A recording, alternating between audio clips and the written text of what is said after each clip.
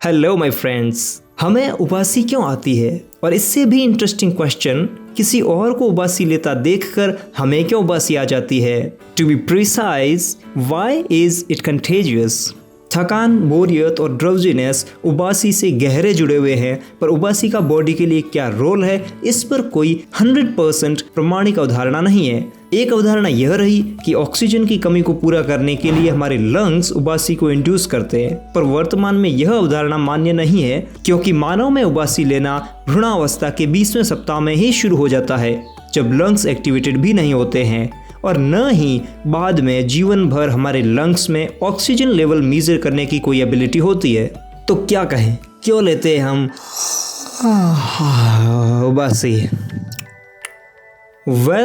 सबसे नई और मान्य थियरी यह है कि जब हम थके हुए होते हैं या बोर हो रहे होते हैं, तब हमारा ब्रेन स्लो हो जाता है और स्लीप जनरेटिंग सिस्टम एक्टिवेट होने लगता है और हमें नींद लेने या रेस्ट करने की इच्छा होती है। इस सिचुएशन में बॉडी को अलर्ट रखने के लिए हमारा ब्रेन एक्स्ट्रा एफर्ट्स लगाता है और ब्रेन का टेम्परेचर इंक्रीज हो जाता है। उबासी इसी बढ़े हुए ब्रेन टेम्परेचर को नॉर्मल लेवल पर लाने में हेल्प करती है।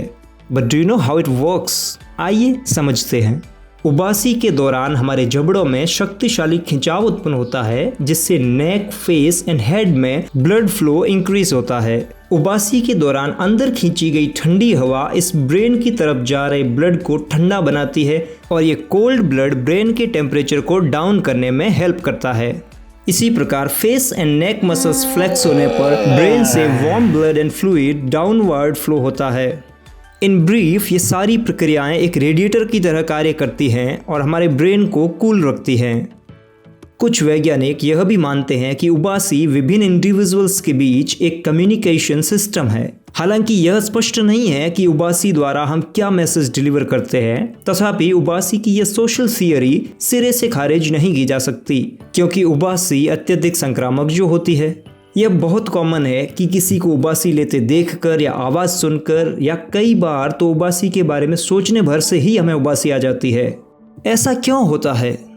संक्रामक उबासी का बड़ा कारण एम्पैथी अर्थात दूसरों की भावनाएं समझना माना जाता है। हमारे ब्रेन में पाए जाने वाले मिरर न्यूरॉन्स हमसे किसी अन्य के बिहेवियर या एक्शंस की नकल करवाते हैं। जैसे आपके सामने बैठा व्यक्ति अपने लेग्स क्रॉस कर लेता है, तो बहुत अधिक संभावना है कि आप भी अपने लेग्स क्रॉस कर लेंगे और आपको इसका एहसास भी नहीं होगा।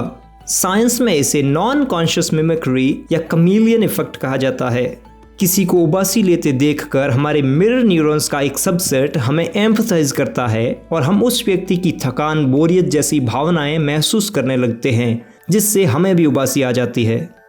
तो अगली बार जब आपको उबासी आए तो नोटिस करना कि क्या आप उबासी के बारे में सोच रहे थे? क्या आपके आसपास कोई उबासी ले रहा था? क्या आप थके हुए थे या आप बोर हो रहे थे? Thank you my friends, that's it for today. अपने उबासी वाले दोस्तों के साथ वीडियो शेयर जरूर करें। I will see you in the next video.